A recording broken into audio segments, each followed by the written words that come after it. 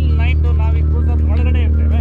ಕ್ರೂಸರ್ನ ನೋಡಿಕೊಂಡು ಅಲ್ಲಿ ಏನೇನು ವ್ಯವಸ್ಥೆಗಳಿದೆ, ಅಲ್ಲಿ ಏನಾಗುತ್ತೆ, ಹೇಗೆ ಏನು ಅಂತೇಳಿ ಹೇಳೋದನ್ನ ನೋಡಿಕೊಂಡು ನಾಳೆ ಮಧ್ಯಾಹ್ನ ವಾಪಸ್ ಬಂದು ನಾವು ನಂತರ ನಮ್ಮ ಪ್ರಯಾಣವನ್ನು ಮುಂದುವರಿಸ್ತೇವೆ. ಇಲ್ಲಿ ವಿಶೇಷ ಅಂತಂದರೆ ತುಂಬ ಕ್ರೂಸರ್ಗಳಿದ್ದಾವೆ. ಎಲ್ಲ ಕ್ರೂಸರ್ಗಳನ್ನು ಬುಕ್ಕಿಂಗ್ ಸಹಿತ ಮಾಡಿದ್ದಾರೆ. ಆ ಕ್ರೂಸರ್ನಲ್ಲಿ ಪ್ರತಿ ಒಂದು ಫುಲ್ ನೈಟನ್ನು ಜನ ಕಳೀತಾರೆ. ಅಲ್ಲಿ ಬೇಕಾದ ಎಲ್ಲ ವ್ಯವಸ್ಥೆಗಳಿದೆ ಅಂತೇಳಿ ಹೇಳ್ತಾರೆ. ತುಂಬ ಸಂತೋಷದ ವಿಚಾರ ಅಂತ ಹೇಳಿದರೆ, ಈ ನಾವು ಬರುವಾಗ ಈ ದೇಶ ತುಂಬ ಬಡ ದೇಶ ಹಾಗೆ ಹೀಗೆ ಎಲ್ಲ ನಮ್ಮ ತಲೆಯೊಳಗಿತ್ತು. ಆದರೆ ನಿಜವಾಗಿ ಹಾಗಲ್ಲ. ಬೇಕಾದಷ್ಟು ವ್ಯವಸ್ಥೆಗಳಿದೆ, ಶ್ರೀಮಂತಿಕೆ ಇದೆ, ಮತ್ತೆ ಸ್ವಚ್ಛವಾಗಿಟ್ಟಿದ್ದಾರೆ. ಬೀದಿಯಲ್ಲಿ ಪ್ಲಾಸ್ಟಿಕನ್ನು ಎಸಿಲಿಕ್ಕೆ ಬಿಡೋದಿಲ್ಲ. ನಮ್ಮಲ್ಲಿ ನೀರು ಕುಡಿದ್ರೆ ಚಾಕ್ಲೇಟ್ ಜೇರಿಯನ್ನು ಮತ್ತೊಂದು ಮಗುನ್ನೆಲ್ಲ ತೆಗೆದು ನಾವು ಎಸಿತೀವಲ್ಲ, ಇಲ್ಲಿ ಆ ಥರ ಮಾಡ್ಲಿಕ್ಕೆ ಬಿಡಲೇ ಇಲ್ಲ. ನೋಡಿ ಇಲ್ಲಿರುವ ನೀರುಗಳನ್ನು ನೋಡಿ. ಇಂಥ ಸಂದರ್ಭಗಳು ಬಂದರೆ ಸಮುದ್ರದಲ್ಲಿ ನಮ್ಮ ಸಮುದ್ರದಲ್ಲಿ ಯಾವ ರೀತಿಯ ಪರಿಸ್ಥಿತಿ ಇದೆ, ಇಲ್ಲಿ ಹೇಗಿದೆ ನೋಡಿ. ಒಂದೇ ಒಂದು ಪ್ಲಾಸ್ಟಿಕ್ ಸಹಿತ ಇಲ್ಲ.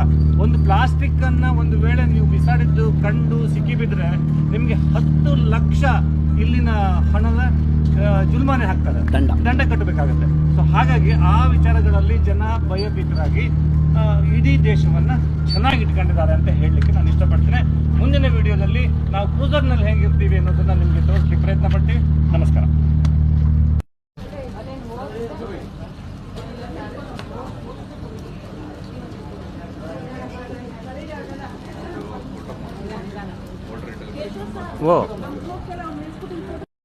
ಇಲ್ಲಿ ನೋಡಿ, ಹಸುರಿನ ಬನಸಿರಿಗೆ ಒಲಿದು ಸೌಂದರ್ಯ ಸರಸ್ವತಿ ಧರೆಗಿಳಿದು ಆಹಾ ಓಹೋ ಹಾ. ಹೇಗಿದೆ? ಕ್ರೂಸರ್ನಲ್ಲಿದ್ದೀವಿ ನೋಡಿ. ಸಮುದ್ರದ ಐಷಾರಾಮಿ ಕ್ರೂಸ್ಗಳು, ಕೊಠಡಿಗಳು, ಹಿನ್ನೀರಿನಲ್ಲಿ ನಾವೀಗ ಕ್ರೂಸರ್ನಲ್ಲಿ. ಇಲ್ಲೊಂದು ಕ್ರೂಸರ್ ನೋಡಿ ಎಷ್ಟು ಚೆನ್ನಾಗಿದೆ. ಐಷಾರಾಮಿ ಸೂಪರ್ಬ್. ಹೀಗೆ ಇಂಥದ್ದು ತುಂಬ ಕ್ರೂಸರ್ಗಳು ಸಮುದ್ರದಲ್ಲಿದೆ. ಆ ಬೆಟ್ಟಗಳಿದ್ದೆ ಕಾಣ್ತಾ ಇದೆ ನೋಡಿ.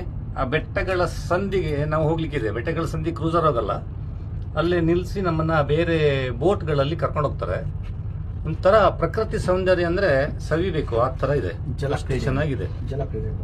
ಜಲಕ್ರೀಡೆ ಆಡ್ಲಿಕ್ಕಿದೆ. ಆಮೇಲೆ ನಾವೇ ಸ್ವತಃ ಬೋಟನ್ನ, ಅದು ಪೆಡಲ್ ಬೋಟ್, ಅದನ್ನ ತಕೊಂಡು ಹೋಗ್ಲಿಕ್ಕಿದೆ. ಬೇರೆ ಬೇರೆ ಏನೆಲ್ಲ ಇದೆಯೋ ಅದನ್ನೆಲ್ಲ ಮಾಡಬೇಕು, ನೋಡಬೇಕು ಏನಾಗತ್ತೆ ಅಂತ ನೋಡಿ.